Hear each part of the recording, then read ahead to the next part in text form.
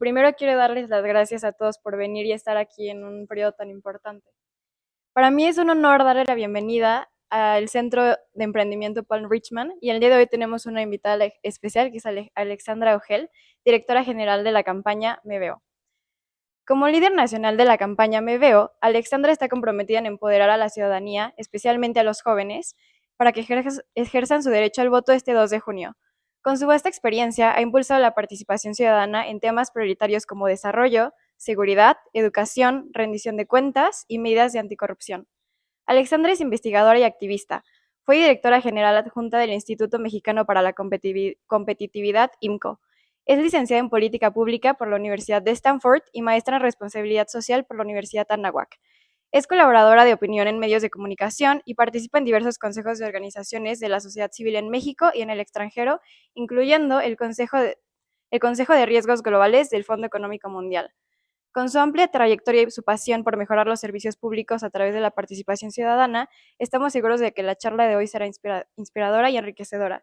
Y sin más preguntas, comenzamos con la entrevista, Alexandra. Muchísimas gracias por la presentación tan generosa. Estoy muy emocionada de estar aquí hoy. Muchas gracias, Alejandra. Y pues nada, bienvenida otra vez. Y quiero preguntarte, ¿qué fue lo que te impulsó a estudiar política pública? La verdad es que desde muy chiquita sabía que quería estar involucrada en el espacio público. Sabía que quería contribuir a mi país de alguna manera y sé que muchos de nosotros no necesariamente a los 15, 14 sabemos exactamente cómo se ve eso, pero poco a poco empecé pensando que a lo mejor era una ruta de ciencias políticas o economía. Estoy muy contenta con la carrera en la que terminé, pero sí lo sentí como una vocación desde una edad muy temprana. Me acuerdo a los 11 años querer estar muy involucrada en la primera campaña presidencial que viví un poco más consciente.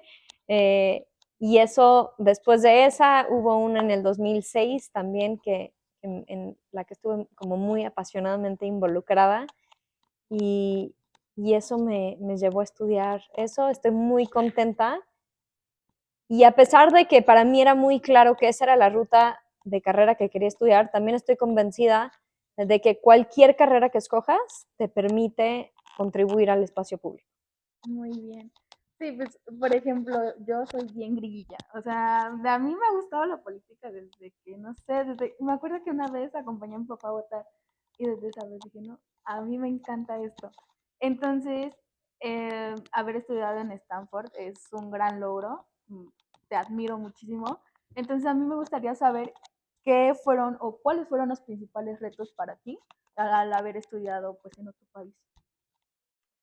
Eh, la verdad es que déjame platicarte de las oportunidades.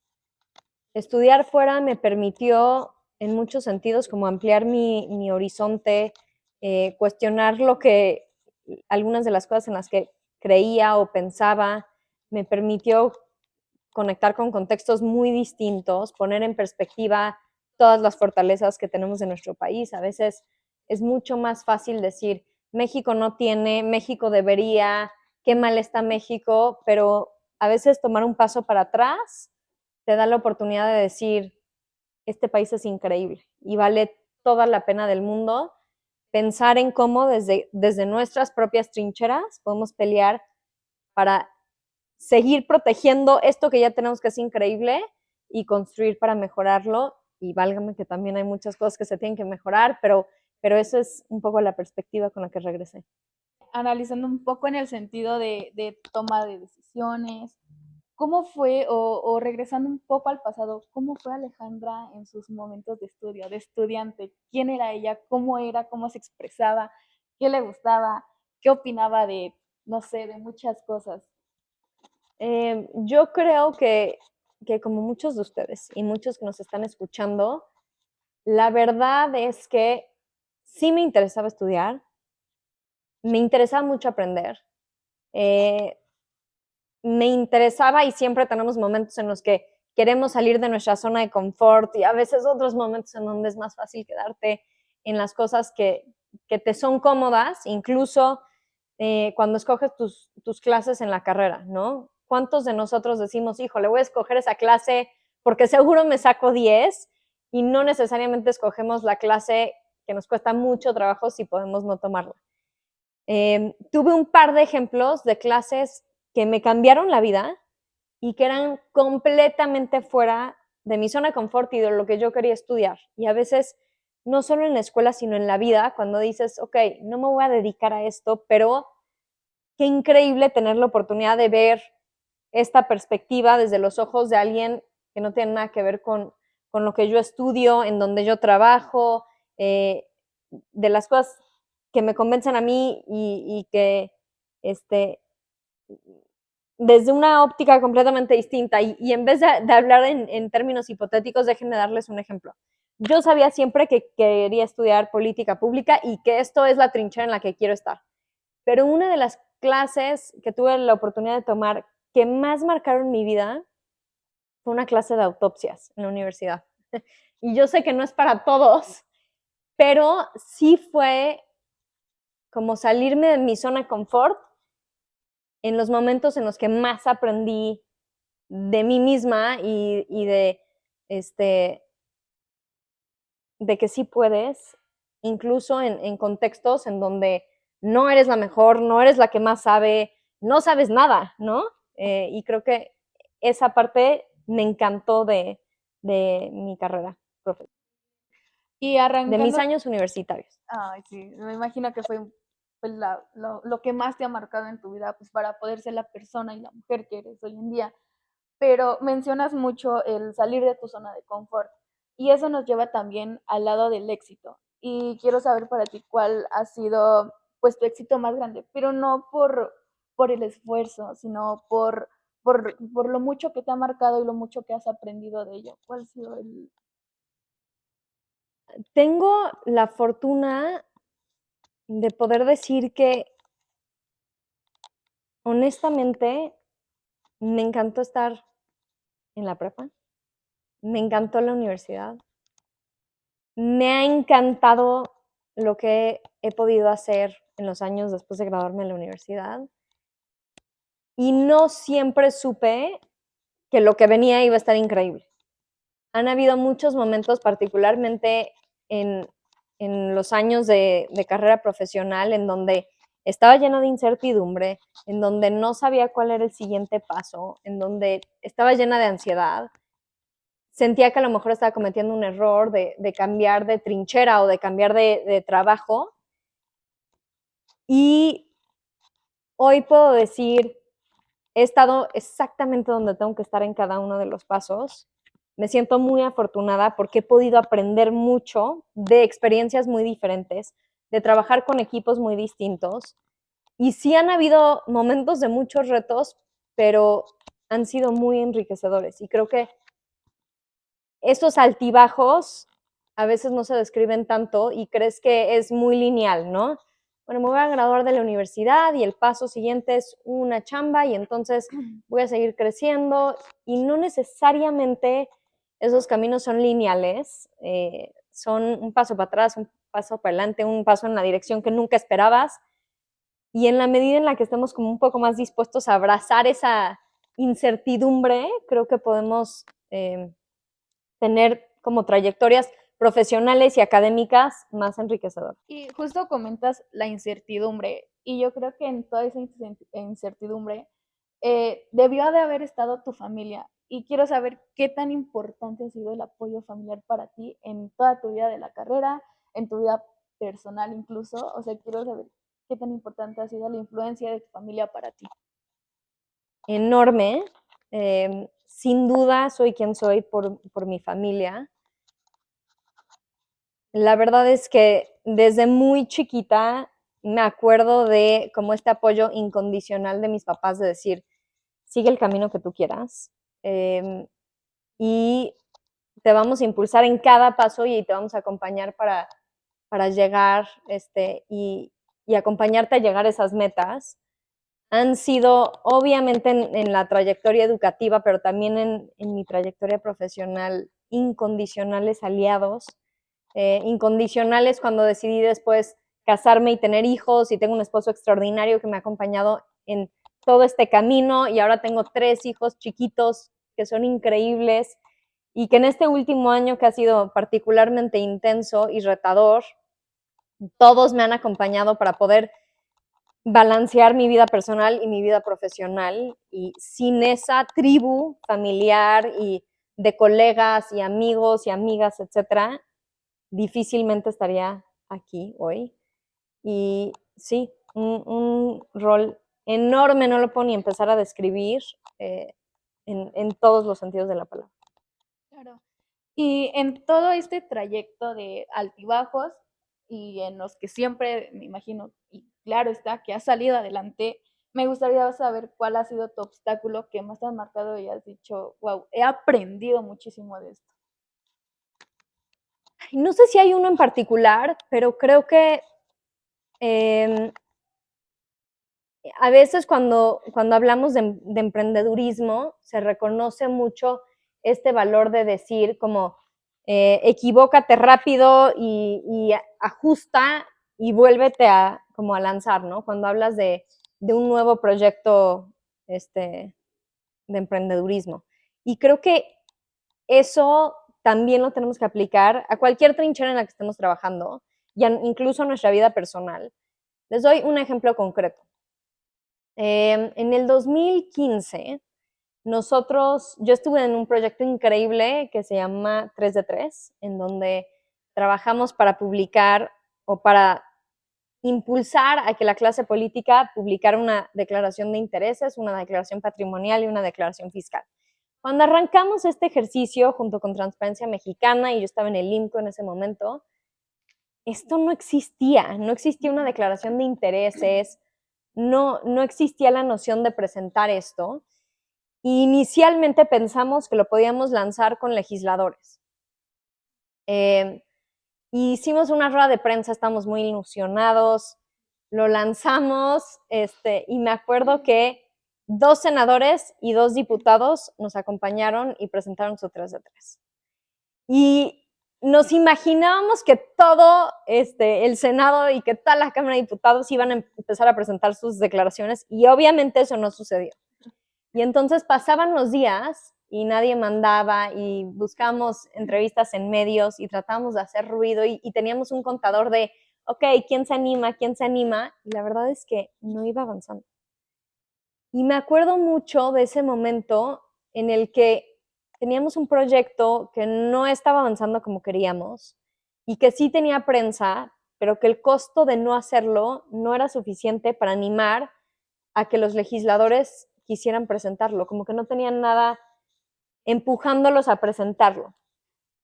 Y en ese momento un aprendizaje que en retrospectiva fue una decisión increíble fue que dijimos, ok, los legisladores no nos están pelando, pero ahí vienen las elecciones del 2015. Y esos candidatos y candidatas sí tienen mucho más que perder. Entonces, como que guardamos un poco esa iniciativa que se llamaba Legislador Transparente en un cajón, y relanzamos Candidato Transparente, que después ya todo en conjunto le llamamos 3 de 3. Y de repente esa iniciativa de conectar con candidatos sí empezó a generar tracción. Y los candidatos sí querían el reconocimiento, la palomita de sí entregamos nuestro 3 de 3, y con eso empezaron a hacer campaña, y con ese concepto empezaron a decir, oye, yo ya presenté mi 3 de 3 y la candidatura que va en contra mía no la ha presentado, y ellos mismos empezaron a usar el concepto para presumir quiénes lo habían hecho y quiénes no. Y bueno, es más, en el 2015 el 100% de los gobernadores y gobernadoras que ganaron la elección presentaron su 3 de 3. Me acuerdo, 3 días antes de la elección había un candidato que era puntero y que no lo había presentado, y era tal la presión de los medios que nos llamó a las 11 de la noche diciendo, ¿puedo subir mi 3 de 3? Y ahí estábamos 11 de la noche subiendo su declaración, checando, etcétera, subiéndola al sitio web para que pudiera salir a decir, bueno, ya la presenté. Y creo que esta experiencia, otra vez hablando de estos procesos que no son lineales, en donde crees que esta es la ruta que vamos a tomar, aprendí muchísimo de decir, ok, pausa, no está funcionando, pero ¿qué otras rutas sí pueden funcionar, ajustemos el concepto y relancemos con otra perspectiva. Y esa fue tan exitosa que después todos los que entraron al gobierno en el 2018, por ejemplo, tenían mucha más presión para presentar su 3 de 3 de lo que habíamos logrado en el 2015 con los funcionarios en funciones. Entonces, fue un aprendizaje increíble. Nunca lo vimos venir. Si lo hubiéramos planeado, nunca hubiera sido así, pero son como aprendizajes que me llevo y que después seguimos, o he tratado de seguir implementando un poco esa flexibilidad hacia adelante. Alexandra, me gusta mucho que hables acerca del IMCO, porque justo tengo unas preguntas con respecto a eso. Para dar un poco de contexto, el IMCO es como un centro de investigación que mide la competitividad, que es básicamente qué tan apto es un país o estado para inversionistas.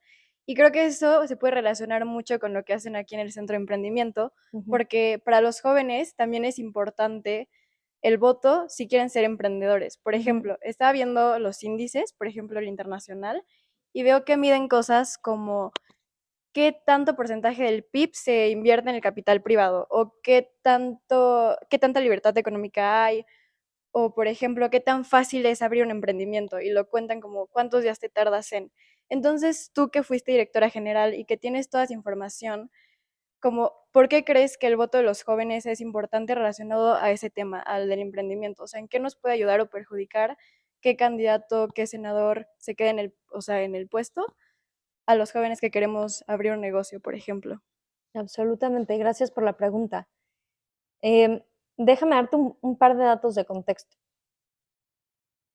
Queramos o no, votemos o no, lo que se decide en las urnas en un par de días va a impactar nuestras vidas.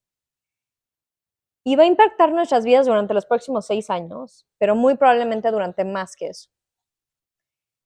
Y el reto es que los jóvenes, o sea, si todos los que estamos aquí, casi todos tenemos menos de 40 años, y nosotros representamos el 50% del padrón electoral. O sea, si los jóvenes saliéramos a votar, definiríamos la elección, absolutamente. El problema es que todas esas causas que nos apasionan, el activismo que sí tenemos en redes y en diferentes espacios, no podemos hacer como un levantamiento de manos de los que nos están viendo de manera remota, pero ¿quién de aquí en algún momento ha ido a una marcha de una causa que les apasiona? Todos.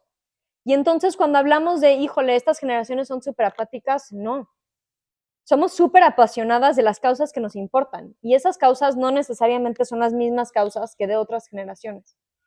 Pero el reto es que no hemos llevado necesariamente ese activismo a las urnas, porque el día que lo hiciéramos, definiríamos el rumbo del país. Ahora, parte de ese reto me apasiona mucho a mí y por eso he dedicado el último año y medio, 2 años casi, a tratar de pensar en cuáles son las barreras a la participación para nuestras generaciones, la mía, las de abajo, y tratar de atender algunas de esas barreras. Una, sin duda, es esta barrera de reflexión, de darnos cuenta que las definiciones de política pública, claro que afectan las capacidades que nosotros tenemos en la trinchera en la que queramos trabajar y, por supuesto, emprendedores, para poder crecer negocios, para poder arrancar un proyecto. Y déjame darte un par de ejemplos que sé que todos pensamos. ¿Cuántos de nosotros conocemos un pequeño negocio que tiene que pagar de derecho de piso o que tiene costos altísimos para poder garantizar solo la seguridad? Y cuando nosotros arrancamos un negocio y hacemos un modelo, no tendríamos que considerar derecho de piso en los costos de nuestro emprendimiento, ¿no? ¿Cuántos de nosotros hemos enfrentado un tema de regulación en donde los trámites toman tanto tiempo o son tan ineficientes o tienes que terminar pagando un gestor? Ojalá no, pero ¿cuántos han tenido que pagar una mordida para poder nada más sacar los trámites básicos para poder lanzar tu negocio? Eso afecta muchísimo, porque no solo es el dinero que inviertes, sino el tiempo que te toma. Y ese tiempo que te toma sacar los permisos, registrar tu marca, registrar tu negocio, también es tiempo que al final se traduce en un costo en donde no estás operando, no estás teniendo ingresos, etc. Entonces, todo el tema de regulación, que también estudiamos desde el INCO, es fundamental. Todo el tema de personal y de calidad de vida de todos tus colaboradores es muy importante. ¿Cuántos de nosotros hemos tenido un colaborador en una organización que incluso con la organización pagando seguro social tiene un desafío de salud y que al final la organización lo tiene que cubrir porque no necesariamente los servicios públicos lo están cubriendo? Y estoy dando muchos ejemplos al aire de situaciones que te afectan a ti como emprendedor, que meten mucho más incertidumbre y riesgo por encima de una actividad que ya tiene riesgo y que ya tiene retos y que de por sí es complicada, porque lanzar tu propio negocio nunca es fácil, ni aquí ni en ningún lugar del mundo. Entonces, esa actividad ya tiene un chorro de desafíos. Y entonces, en la medida en la que vivamos en un país en donde se agregan capas de dificultad a poder hacer eso, pues más difícil se vuelve para un emprendedor en nuestro país. Y lo que queremos es la inversa. Queremos que este país sea fácil emprender, que tengas certidumbre, que tengas seguridad, que sepas que tu seguro, que tu negocio está protegido por la ley, etcétera. Y esas son las condiciones de inversión y las condiciones económicas que queremos generar para todos y que eso sea un beneficio parejo para cualquier persona que quiera emprender en cualquier trinchera del país, pero también alguien que diga, bueno, yo quiero poner o quiero trabajar en una organización de la sociedad civil, o quiero ser un activista de una causa que me importa, o quiero trabajar en una organización más grande, pero impulsar ciertos hobbies. Entonces, creo que para todos esa agenda nos debería de importar y nos debería de importar mucho. Muchas gracias. Creo que está muy claro que la conclusión es salir a votar por nuestro futuro. Sí. Y bueno, otra pregunta que tengo es... Vota por quien quieras, pero vota. Otra pregunta es, tú que trabajaste igual como en el Consejo de Riesgos Globales, lo estaba leyendo y había un subtema que es como desinformación y específicamente en el de las elecciones. Y decía que es muy importante porque si la gente siente que la información que recibe no es verídica o no hay cosas como la iniciativa de 3 de 3 que comprueben la legitimidad, puede haber problemas y pueden haber conflictos sociales. Entonces, yo también me he preguntado muchas veces si lo que dicen los candidatos es verdad o no, o cómo puedo comprobarlo. Y mi pregunta va a, ¿en dónde puedo yo checar información, saber que es real? O sea, si no todos han declarado su 3 de 3, ¿puedo confiar en las páginas del INE? O sea, ¿cómo me doy cuenta de que un noticiero no está inclinado a cierto partido o no? ¿Cómo detecto todo eso? sí es un desafío y sí tenemos que mejorar los canales de información y la manera que tenemos como de etiquetar noticias o propuestas o datos que son falsos. Y todo el tiempo enfrentamos esto porque estos fraseos, contenidos, datos, al final del día llegan a los contenidos que estamos consumiendo todos nosotros en todos lados, ¿no? Sí hay algunas iniciativas que están haciendo esfuerzos enormes para poder atender esto. Se me ocurre de bote pronto ahorita en el contexto electoral que estamos viviendo un ejemplo que es Animal Político, que ha hecho todo un trabajo no solo en esta elección, sino desde hace muchos ciclos electorales para tratar de auditar los datos que se dan y los datos que se dan en contextos de campaña, pero también los datos que se publican a lo largo del tiempo por las autoridades y decir, oye, ese dato que estás dando es absolutamente falso o es tendencioso porque lo estás midiendo de una manera que te hace ver bien a ti, pero que no es objetiva.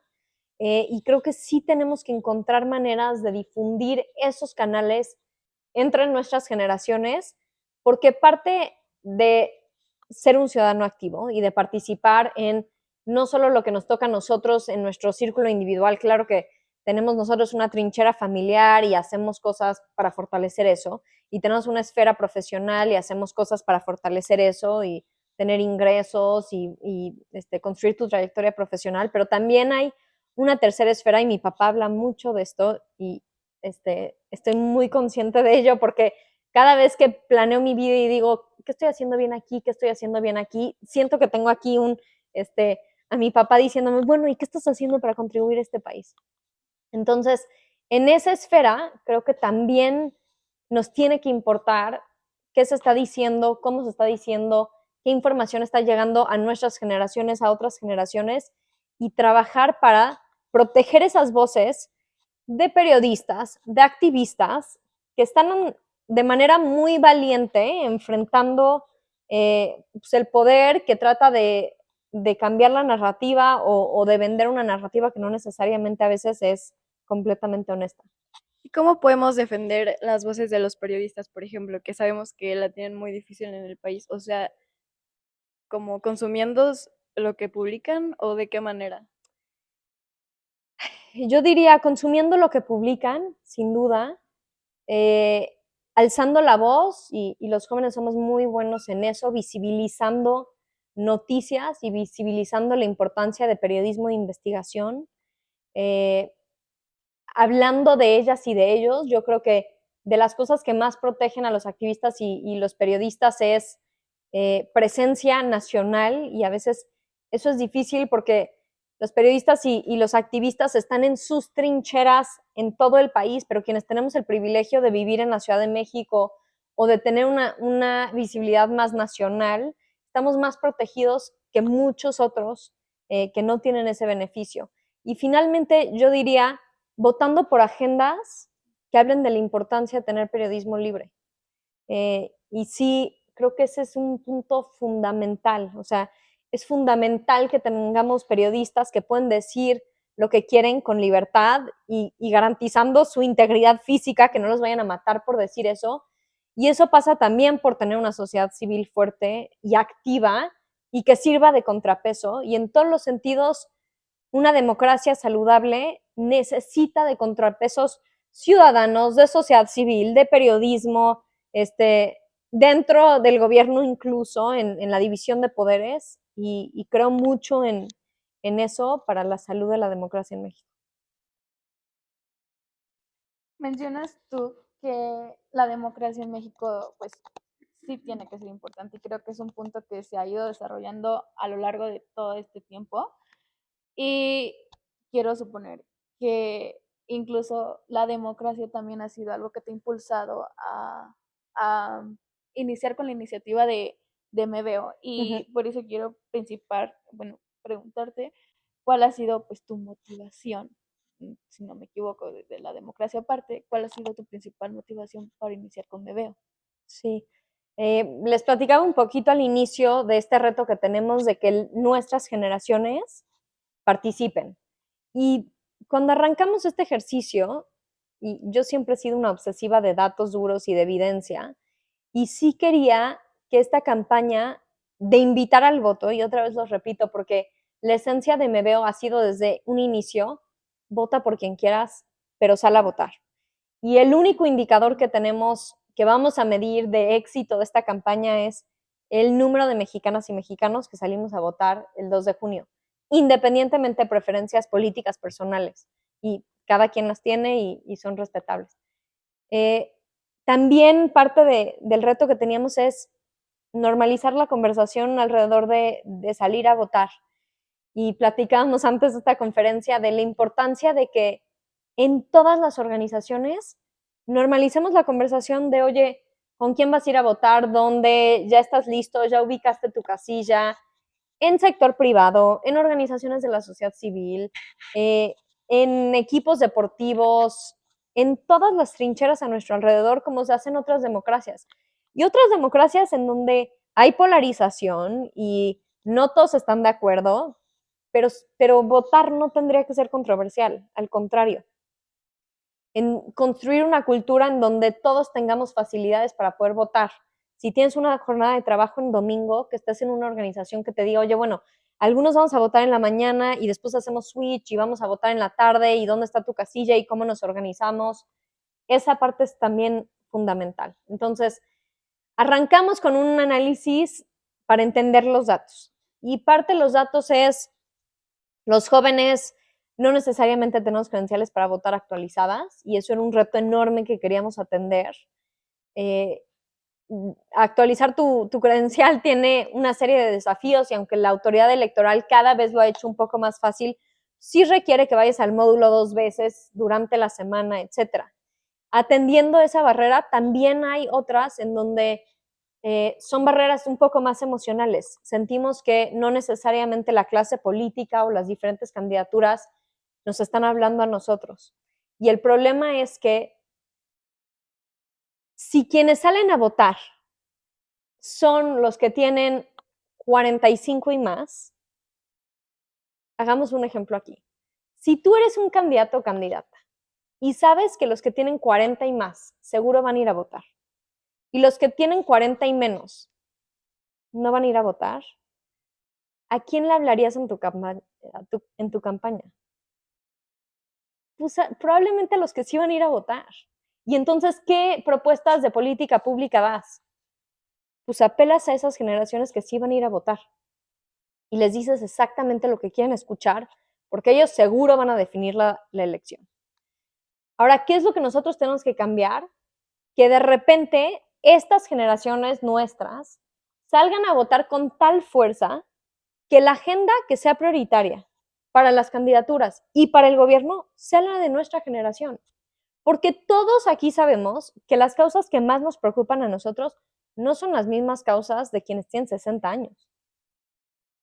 Y la agenda pública podría estar concentrada en nuestras causas, pero para eso tenemos que salir a votar.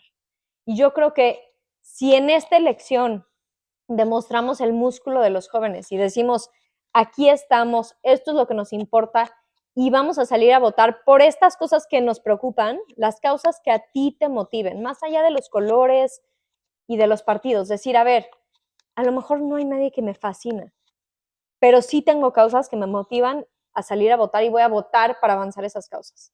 Si mandamos ese mensaje, les aseguro que en las próximas elecciones la atención de las candidaturas va a estar concentrada en las causas que nos preocupan a ti, a ti, a ti, a ti, a ti, a mí. Y eso es, o sea, ese círculo vicioso ahorita de jóvenes que no votamos y entonces no nos hablan a nosotros, ese es el círculo que tenemos que salir a romper. Mi siguiente pregunta tiene que ver como con cómo haces para llegar a los jóvenes. O sea, sabemos que hace rato estábamos platicando que las campañas que decían actualiza tu INE las habían hecho ustedes. Y sabemos que es muy importante porque si no tienes actualizado tu INE no puedes salir a votar.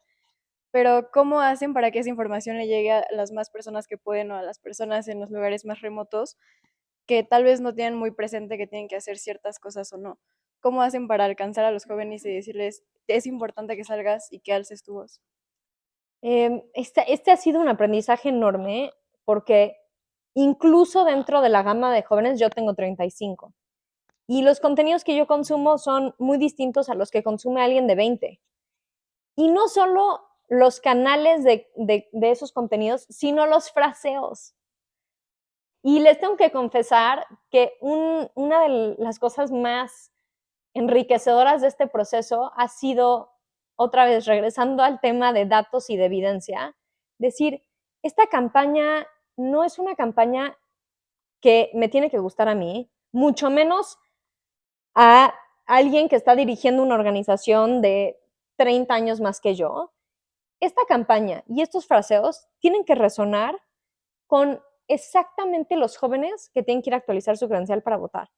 Y no sean las carcajadas de nosotros y el equipo cuando nos decían, vamos a usar esta frase, y yo no tenía ni idea de qué quería decir eso. Lo googleábamos y al final, cuando salíamos en campo a testear estos mensajes, esos eran los que funcionaban. Y mucha gente me decía, pero es que me gusta más cuando lo dices así. No me importa, no, esto no es para ti, esto es para conectar con quienes al final tienen que activarse y actualizar su credencial para votar o salir a votar, etcétera, ¿no? Entonces, creo que parte del reto cuando hacemos estas campañas y también cuando eres emprendedor y tienes una audiencia muy específica es reconocer que lo que le funciona a una audiencia no le funciona a otras y está bien. Lo que motiva a mi mamá para ir a votar, que la motive a ella. Y no tiene que ser lo mismo que me motiva a mí. Y no tiene que ser lo mismo que te motiva a ti. y yo no tengo que criticar o estar en acuerdo o desacuerdo con eso. Una de las cosas que hemos medido mucho es que chavos nos dicen, ¿qué te haría ir a votar, no? Y hay jóvenes que nos dicen, me motiva ir a votar cuando los establecimientos te dicen, oye, si vas a votar el día de la elección, te vamos a dar un café gratis. Y hay gente que dice, es que deberías de ir a votar, aunque no tenga el café. Está bien, tú ve a votar sin café, y si alguien más quiere ir a votar por un café gratis, que vaya a votar y que después disfrute el café gratis, ¿no? Hay otros jóvenes que nos dicen, ¿qué te haría ir a votar? Que me lo pida mi mamá. Increíble, que te lo pida tu mamá y ve a votar por tu mamá, ¿no? Tenemos una frase de por tu madre vota. Y creo que también tenemos que respetar toda esa gama de diferencias, de motivadores, y que lo mío, lo que me va a sacar de la cama el domingo 2 de junio para llevarme a votar, no es lo mismo que al resto de la población, y se vale. Y esos mensajes tienen que estar diferenciados, y ojalá uno conecte contigo y otro conecte con alguien más y otro conecte con otra persona, y de esa manera pues al final salgamos por lo que cada uno de nosotros quiere a votar en las elecciones. Gracias. Que por cierto sí va a haber muchas cafeterías que van a dar café gratis. Muchísimas, sí. Justo ayer estaba trabajando en consolidar la lista, les voy a compartir un video. Vamos en más de 1000 establecimientos, todos en las 32 entidades, cadenas, chicos, grandes, establecimientos, MIPYMES.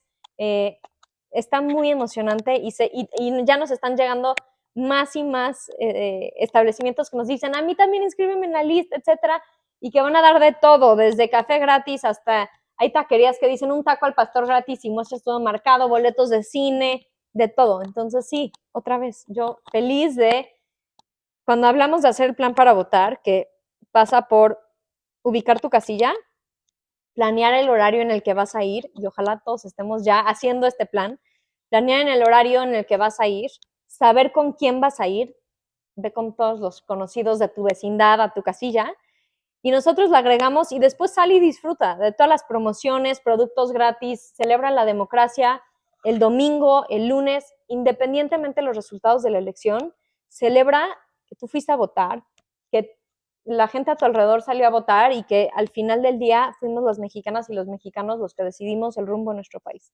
Mencionas que estás trabajando colaborando con diferentes establecimientos, y me gustaría que nos compartieras cómo ha sido para ti el pues trabajar con voluntarios y compartirnos pues tu experiencia de decir, órale, no me esperaba que, no sé, tal establecimiento nos brindara este apoyo. Entonces, ¿cómo ha sido para ti y para la organización el estar trabajando con voluntarios? La realidad es que ha sido muy conmovedor y hemos trabajado con organizaciones de todo tipo, privadas, organizaciones de la sociedad civil, escuelas preparatorias, equipos deportivos, y al final hemos encontrado muchísimo interés en decir, claro, sí le voy a entrar. Esto es neutral, es apartidista, pero es a favor del voto, y todos deberíamos de promover esto. Hemos encontrado muchísima voluntad en encontrar maneras de compaginar horarios de escuela, de trabajo, con tiempo libre para ir al módulo de línea a actualizar tu credencial, con tiempo libre para ir a votar. Hay muchos establecimientos en nuestro país que los domingos son los días más complicados o los más intensos. Piensa en un restaurante, piensa en un hotel, turismo, etcétera. Claro que tener horarios escalonados que permitan que todos voten se vuelve más complicado en domingo. Piensa en cuántos de nosotros vamos al súper a llenar el refri para la semana en domingo. Eso nos sale mucho en las encuestas, ¿no? El domingo es el día que voy a las tiendas, y entonces supermercados, todos estos sectores. Y a pesar de eso, hemos encontrado muchísima voluntad de decir, vamos a ver cómo lo hacemos, pero para que todo el mundo pueda votar. Y vamos a ver cómo ponemos mensajes de ve a votar en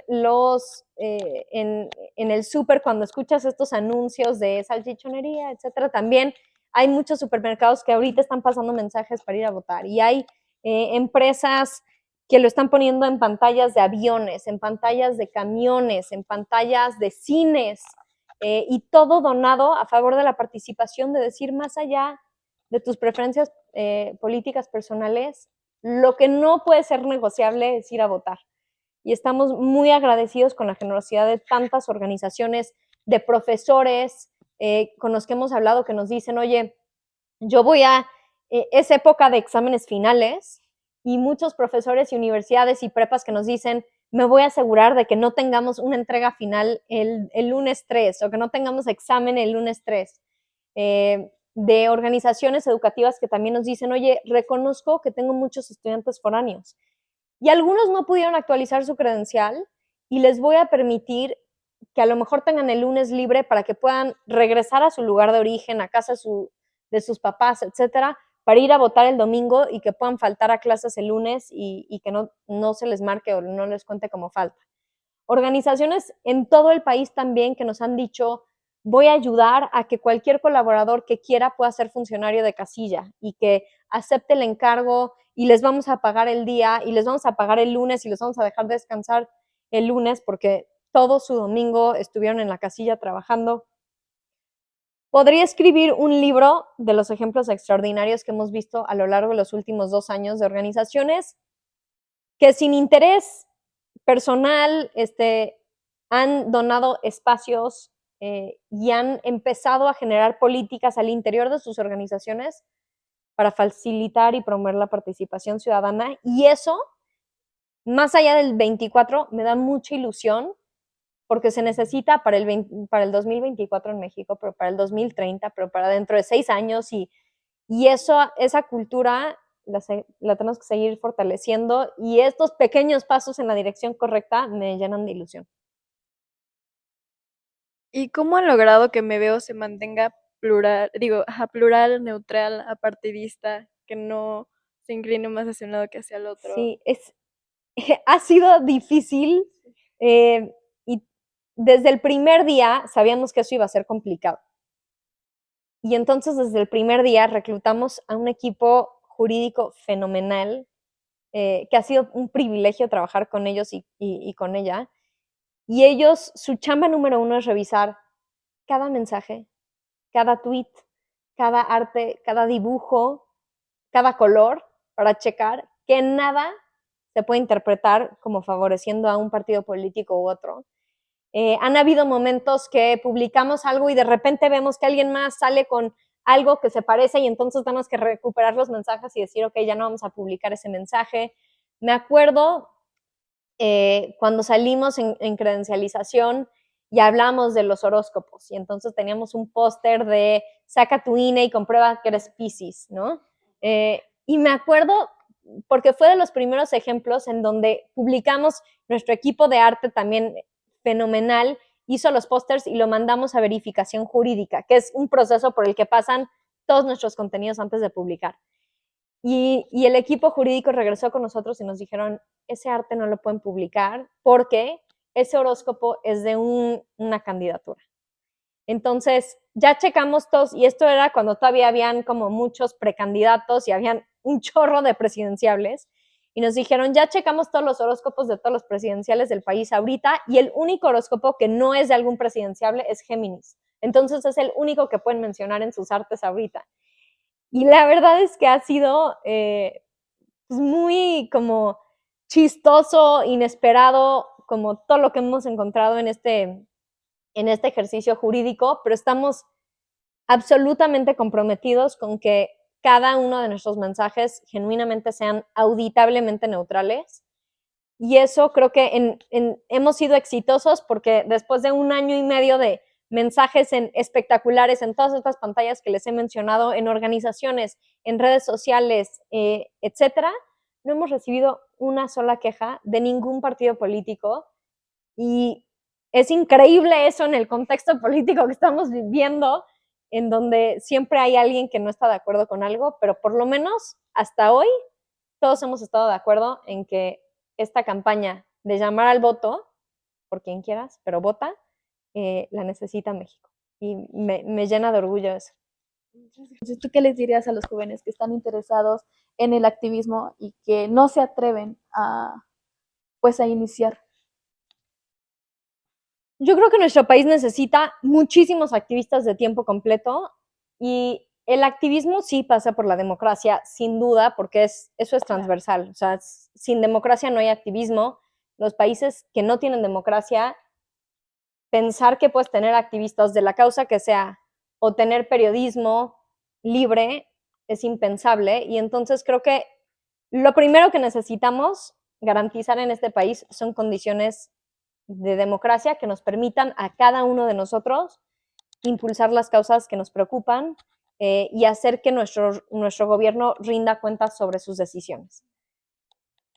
La base de todo lo demás. Ahora, sobre eso, y una vez que le demos, o sea, consideremos la importancia de esa base, sin duda México necesita más activistas de tiempo completo en todas las trincheras. Pero también, y quiero ser clara en esto, yo me dedico a temas de activismo, pero también estoy convencida de que en la trinchera que estés e independientemente del camino profesional que decidas tomar, puedes ser un activista de las causas que te preocupan de medio tiempo, de fines de semana, y activarte en organizaciones que ayuden a avanzar esa causa.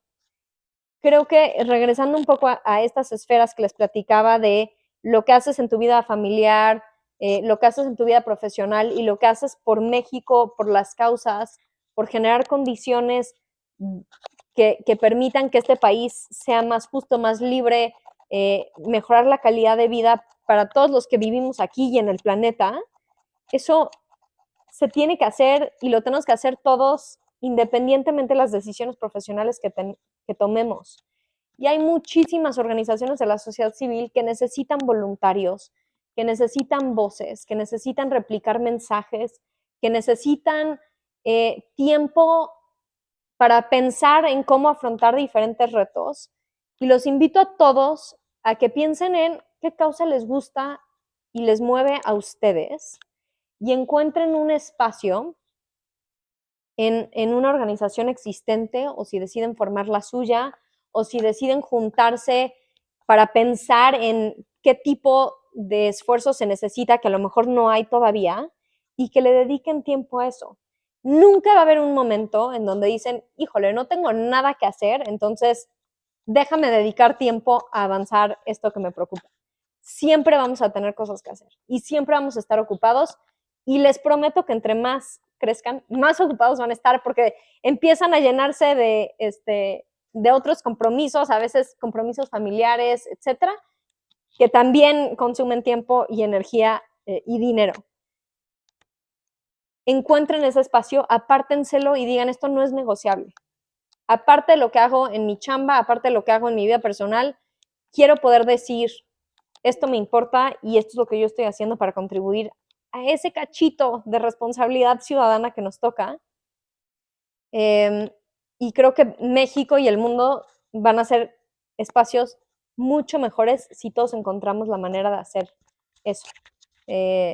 Pasa por votar, por supuesto, pero también requiere más tiempo que solo votar, ¿no? ¿Qué sigue después del día de la elección y cómo garantizamos que se mantenga la democracia, que otra vez, que hagamos que nuestro gobierno rinda cuentas sobre las decisiones públicas, las contribuciones que no pueden venir de gobierno y que siempre tienen que venir de la ciudadanía exigente, empujando agendas importantes, y de lo que contribuimos a nuestro entorno que conocemos mejor que nadie, ¿no? ¿Qué necesita nuestra comunidad, nuestra vecindad, la gente a nuestro alrededor? ¿Qué falta? ¿Qué podemos hacer? Y cómo podemos contribuir las oportunidades que nosotros hemos tenido, que todos los que estamos aquí escuchando hemos tenido oportunidades mucho mayores que el 99% de este país. Entonces, esas oportunidades, ¿cómo se las regresamos para que alguien más pueda también beneficiarse de un poquito de lo que nos ha tocado a nosotros, de lo que nos ha dado nuestro país, para que más de nosotros, más gente pueda acceder a esas oportunidades? Y ahora que van a ser las elecciones el 2 de junio, que ya está nada, ¿qué va a pasar con Me Veo? O sea, ¿cuál es su siguiente plan? Sé que no solo están estas elecciones, que hay mucho más, pero ¿en qué se va a enfocar la campaña ahora? Mira, yo espero que Me Veo se mantenga como un esfuerzo para avanzar esta causa de participación ciudadana. y que sigamos normalizando la conversación alrededor de la participación. Creo que vamos a tener que reflexionar sobre los aprendizajes, lo que ha funcionado, lo que no ha funcionado y lo que queremos seguir impulsando y desde qué trincheras. Y me comprometo a que cuando tengamos un poquito más de claridad de qué sigue, regreso con ustedes y les aviso. Pero sin duda estoy convencida de que hay un espacio enorme que no solo necesitaba una iniciativa de esta naturaleza, sino que fue tan generosa en abrazarlo que seguramente en los próximos años, basado en los aprendizajes de este ejercicio, vamos a encontrar más voluntad todavía para seguir impulsando esta agenda y que otra vez no solo sea un día que vas a votar, sino ya que votaste, ¿qué sigue para ti como ciudadano en cualquier trinchera para seguir fortaleciendo esta democracia que nos toca a todos, este país que nos toca a todos, y que si no participamos, no importa qué se haga del lado gubernamental, literalmente se desmorona sin la participación ciudadana, activa, crítica, exigente de todos nosotros. Y, o sea, después del voto, ¿cuáles son nuestras obligaciones de participación ciudadana? ¿Qué tenemos que hacer? Mira, tenemos que mantenernos activos en las causas que nos preocupan, tenemos que involucrarnos en el espacio público y ser un poco ciudadanos de tiempo completo.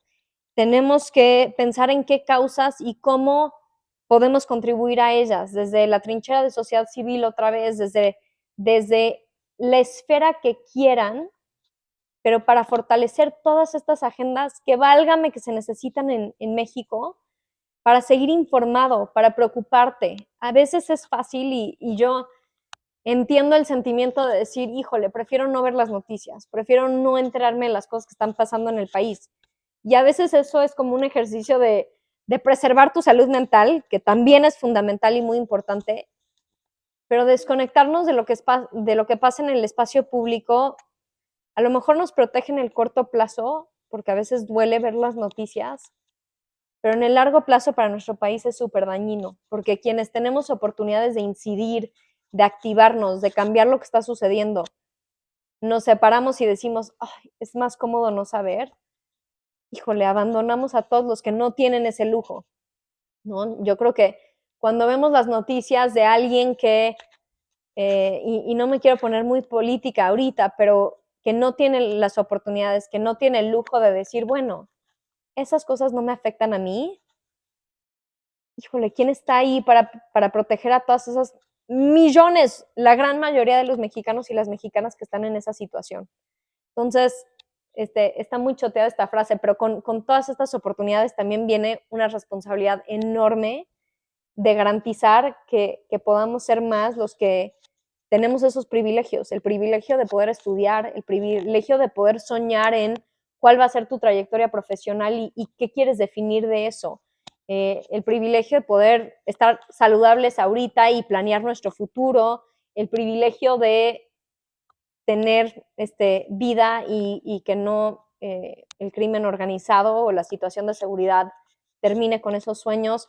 Y bueno, podríamos enlistar muchísimas cosas aquí, pero todos esos privilegios también vienen con la responsabilidad de decir, ok, ¿cómo lo hacemos para que eso aplique para más personas en nuestro país? Y desde la trinchera que quieran, desde unos minutos al día, desde fines de semana, desde conectarte y pensar con una organización y decir, ok, yo te puedo ayudar de esta manera.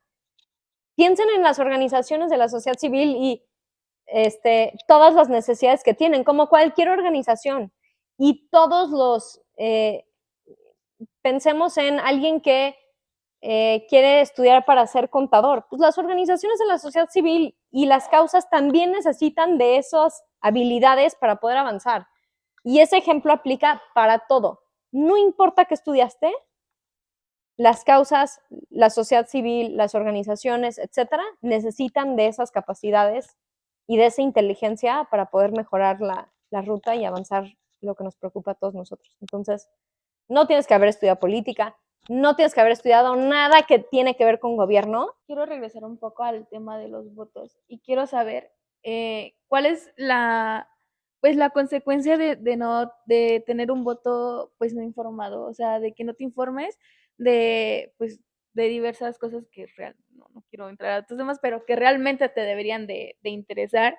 Y pues también cuál es la diferencia de anular un voto y no votar. Empiezo por la segunda. A mí me encantaría que todos nosotros nos informáramos y votáramos por la alternativa política que más nos convenzca y que más haga sentido con las causas que nos preocupa y que queremos avanzar. Es el escenario ideal y la verdad es que igual que tenemos la responsabilidad de votar, tenemos la responsabilidad de votar informados e informadas. Habiendo dicho eso, entiendo que alguien quiera anular su voto y es válido. Y es bien distinto el mensaje que mandas cuando vas a la casilla y decides que lo que tú quieres es anular tu voto, que simplemente decir, me importa tan poquito este país que ni siquiera voy a ir a votar. Los mensajes son completamente diferentes. Si tú, ojalá que sí encuentres una alternativa y que basado en informarte, en leer, en platicarlo con tus compañeros, amigos, familia, etcétera, decidas inclinarte por una opción u otra. Pero si eso no sucede y quieres anular tu voto, está bien, pero ve a la casilla y anula tu voto. No te quedes fuera, no dejes que otros decidan por ti y no mandes ese mensaje que otra vez, ni siquiera cuando vemos las estadísticas y ese mensaje a la clase política de a los jóvenes les importa tan poquito que ni van a votar. Ese es el mensaje que no podemos mandar. Claro que nos importa. Claro que hay causas que nos apasionan. Claro que nos importa este país. La única manera de mandar ese mensaje es yendo a votar y que de repente la estadística nacional diga, híjole, estos chavos y chavas sí se están poniendo las pilas. Entonces, más nos vale voltearlos a ver y ver qué les importa a ellas y a ellos y empezar a generar propuestas de política pública y prioridades de gobierno y acciones de gobierno que van alineados con lo que quieren estas generaciones, porque estas generaciones nuevas van a voltear la elección y van a definir el futuro del país. Y así tendría que ser, porque las decisiones de política pública que se van a tomar en estos próximos 6 años, quienes más vamos a vivir con esas decisiones somos nosotros, no los que tienen 70 años. Nos tocan a nosotros todavía 50 años o más de vivir con las repercusiones de esas decisiones de política pública. Entonces, tendríamos que ser los más invertidos en que sean las decisiones de política pública, de gobierno, etcétera, que más queremos nosotros. Mi siguiente pregunta es, hace todavía un par de meses, creo que si yo hubiera ido a votar, hubiera pensado que solo podía votar por la presidencia y en vez de con una boleta me hubieran sorprendido con 6. Entonces hubiera hecho 5 votos sin información. O sea, las elecciones no solo son de la presidencia, votamos por diputados federales, senadores, alcaldes y gobernadores. Entonces, quisiera que nos explicaras muy brevemente por qué también deberíamos informarnos acerca de todos estos candidatos y en qué nos afectan en nuestra vida diaria. Feliz, y sí, siempre es como importante recordar, es fácil enfocarnos en pues las candidaturas a la presidencia, pero al final son 20,000 cargos los que están en juego. Hace poco me decían un poco el número de candidatos, que está como en 80,000 candidatos y candidatas diferentes a todos estos 20,000 puestos de elección popular. Hay muchas alternativas y al final las decisiones hiperlocales muy probablemente sean las que más sientes, ¿no? Las repercusiones de las decisiones presidenciales son enormes para todo el país, por supuesto, pero al final tu vida cotidiana tiene mucha más intersección con lo que se está decidiendo en tu alcaldía, tu municipio, en las decisiones de tus legisladores locales, etcétera. Y por eso, aunque acapare más la atención lo federal, tenemos que regresar a ver estas agendas de los funcionarios locales, porque ahí también se determina pues, mucho de lo que nos va a tocar vivir los próximos 6 años. Sé que es mucha información, sé que a veces es confuso y sé también que es muy fácil prometer, ¿no? Entonces, a veces empatizo con la frustración de decir, no, pues sí, todas las propuestas de campaña suenan increíbles porque es súper fácil decir, yo les prometo que este país va a ser increíble. Y parte es regresando justo a lo que decías, de cómo podemos de alguna manera auditar estos datos, darnos cuenta cuando están dando datos que no son los correctos o que son falsos o que intencionalmente se está haciendo una selección de datos para tratar de vender una idea que no es la correcta. Por eso es importante no solo ver las propuestas, sino también analizar los resultados. Y por eso esta parte de ser ciudadanos de tiempo completo y de no solo ir a votar y votar por las propuestas, sino también hacer que rindan cuentas sobre los resultados existentes, es una parte enorme de decidir por qué candidaturas queremos votar en esta elección. Gracias por ponerlo sobre la mesa, porque cada una de las boletas que van a recibir son igual de importantes que la presidencial. Hay algunos simuladores, la página del INE les permite ver cuáles son las candidaturas. Yo me acuerdo de mi primera vez votando y sí te genera ansiedad porque para quienes ya han votado, no sé si se acuerdan, pero te dan tus boletas, hay muchísima gente formada atrás de ti, llegas a donde la tienes que marcar rápido porque te están esperando, para los legisladores ves candidaturas, nombres de candidaturas al frente, pero atrás están las listas plurinominales, en fin, dense el tiempo, chequen el simulador, sepan quiénes van a estar, para que sea una experiencia un poco más previsible. Y también, regresando al tema de este proceso electoral, es diferente en términos de motivaciones para las generaciones, en términos de qué nos mueve, igual de válido es para todos. Dense el tiempo de acercarse con quienes van a votar por primera vez, porque esa parte de ansiedad también es una barrera a la participación.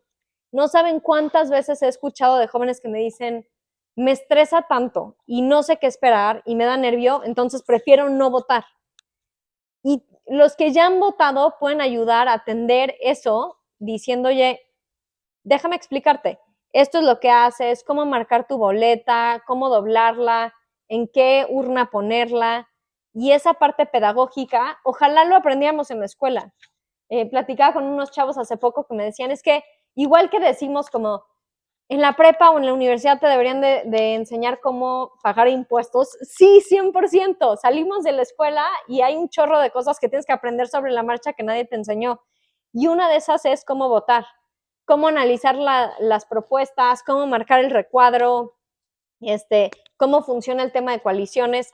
Algo que nosotros estamos diciendo mucho es, hay muchas formas de votar, pero la más fácil para que seguro no te equivoques es solo escoge un recuadro por boleta. Y entonces esas conversaciones que ojalá se digan en la prepa, antes de que cumplas 18 años, se pueden dar en nuestros espacios de trabajo, con nuestros amigos, en la comida familiar, en la chorcha, en la fiesta. Yo siempre me he sentido muy cómoda siendo la nerd que saca estos temas incómodos en cualquier contexto. Por favor, sean los nerds, faltan 7 días, y estas conversaciones quedan 7 días para que se den. Manden ese mensaje en su chat, las propuestas, ubica tu casilla.ine.mx, asegúrense que todo el mundo a su alrededor haga un plan para votar, en fin. No, muchísimas gracias. Nos queda claro que eres una mujer excepcional, o sea, lo vuelvo a repetir, te admiro mucho. Gracias. Y pues quiero preguntarte que, pues a quién le dirías o a quién sería la persona que le podrías decir gracias y gracias por, pues por el apoyo que te ha dado, pero no en lo monetario, sino que el respaldo moral que ha estado para ti, sabemos que también es importante agradecernos a nosotros mismos y no por arrogancia, sino que sabemos que nosotros mismos pues nos ha conllevado un esfuerzo para poder seguir siendo mejores personas, pero me intriga saber a quién sería esa persona. No me quiero poner muy emocional aquí. Puedo pensar en muchísima gente que me ha acompañado y que espero que me siga acompañando a lo largo de los años. Mi familia, por supuesto, mi familia, mis papás, mis abuelitos, mis tíos, mis tías, que siempre me abrazaron en toda esta como pasión que he tenido por lo que me importa desde chiquita, y siempre me acompañaron y me encontraron un espacio para canalizar esa intensidad. Por todas las conversaciones que se normalizaron en la mesa de mi casa, todas las veces que mi familia hablaba de la importancia de ser ciudadanos, de qué vas a hacer tú para contribuir a este país, de todas las oportunidades que te tocaron y qué vas a hacer tú para replicar esas oportunidades para más personas. Y sí crecí sabiendo que la satisfacción para mí iba a venir de ese sentimiento de poner un granito de arena, y que para mí eso es lo que le da sentido a mi vida, a mis hermanos que me han acompañado, a mi esposo, a mis hijos que ya hasta mi hija tiene 5 años y ya me dice, mami, grábame diciendo de lo que tú haces. Y dice, para que nuestra voz suene tan fuerte que nunca se vuelva a cancelar, elige votar. Y la verdad es que me da muchísima ternura como no hay nadie a mi alrededor que no me ha acompañado en definir en definir estos pasos de mi vida personal, de mi vida profesional. Tengo mentores espectaculares que me han acompañado y me han enseñado muchísimo en mis diferentes trabajos. La fortuna de increíbles maestros en todos mis niveles de educación, y no necesariamente los dejaría un poco diciendo esos ejemplos de liderazgo, de resiliencia, de pasión. No tienen que ser personas que son más grandes que tú. Puede ser una amiga, un amigo que te acompaña y que te dice, ¿cuántas veces le hemos dicho a alguien, ay, estoy loca, pero esto me encanta? Y que alguien, un par tuyo, te diga, no estás loca, no te rindas, sigue peleando. Y esos mentores en tu vida, claro que hay gente que tiene más años de experiencia que tú, pero también pueden ser tus amigos que te dicen, échanos todas esas cosas intensas en el chat y te acompañamos y pasamos la voz, y eso que te importa lo vamos a pasar a otros espacios y a otros grupos que conocemos. Y ustedes también pueden ser como esos agentes de cambio que le ayudan a otras personas a navegar su vida profesional y personal, a perseguir sus sueños, a no darse por vencidos, a escuchar en los altibajos de los momentos difíciles que todos tenemos, y en estos procesos que otra vez no son lineales. Hay momentos en donde no tenemos la claridad de que este paso que diste va a ser exitoso, y te cuestionas todo y sientes que te equivocaste y dices, chin, ¿por qué me cambié de chamba? ¿O por qué tomé esta decisión? ¿O por qué hice este proyecto de esta manera? Y que no ves que pasando la vuelta a lo mejor vas a decir, wow, esa fue la mejor decisión que tomé, y gracias a esa decisión soy quien soy, el proyecto fue exitoso, pude arrancar mi negocio, a la organización le fue muy bien. Entonces, creo que nos toca a todos también ser esas personas en la vida de todos los que nos rodean. De la organización, ¿han pensado, y justamente como lo mencionabas, entrar a las escuelas a impartir este tipo de pláticas para que los jóvenes, como bien mencionas, se involucren más en este aspecto? O sea, ¿lo han llegado a pensar? Más que nosotros dar pláticas, y yo creo que sí hemos estado en muchos espacios educativos hablando de esto, pero lo más valioso es, yo creo que en un tema como este, no que una organización vaya a cada salón, porque eso es imposible, sino cómo podemos generar conversaciones que se den directamente por tus maestros, tus profesores, tus jefes en la organización, y empoderar a todos estos líderes que ya están en las escuelas, en las organizaciones, a que tengan este tipo de conversaciones. Cuando arrancamos el esfuerzo de credencialización, y el tema político siempre es complejo, controversial, etcétera, mucho más de lo que tendría que ser, ¿no? Hablar de política, sí, claro, hay puntos de vista en los que no todos estamos de acuerdo, pero no tendríamos que terminar peleados después de tener una conversación sobre las políticas que queremos ver en este país. Pero cuando arrancamos este esfuerzo, salimos a medir en quién confían los jóvenes, en quién confiamos los jóvenes, para que nos den mensajes sobre la política, la participación, etc. Y más que influencers, deportistas, etcétera, nos salió en nuestros propios profesores y maestros. Entonces, alguien le va a conectar mucho más una plática sobre participación si viene de su profesor, su profesora, su maestra, su maestro, que si viene un extraño que ni conocen a decirles que salgan a participar. Y eso también es porque la gente a tu alrededor en la que confías, también confías que cuando te dicen, oye, ve a participar, no es por otra razón más que esto te importa, esto te afecta a ti y queremos promover algo que al final es en tu interés, no hay una agenda oculta, no nos va a ayudar a nosotros, no nos hace una diferencia a nosotros si tú votas o no, te va a hacer una diferencia a ti y el país que te va a tocar vivir y el municipio y la alcaldía y la entidad y los servicios públicos que van a estar disponibles en tu vida a futuro. Entonces, un escenario de éxito para mí es generar condiciones, generar materiales para que cualquier profesor, profesora, maestro, maestra, líder en una organización del tipo que sea, sepa cómo abordar estos temas y quiera abordar estos temas y se sienta tranquila o tranquilo abordándolo, diciendo, oye, esto es algo que tenemos que platicar y como jefe o no, tendría que poner en práctica todas estas políticas para permitir este derecho humano a la participación y cómo construimos esta cultura organizacional.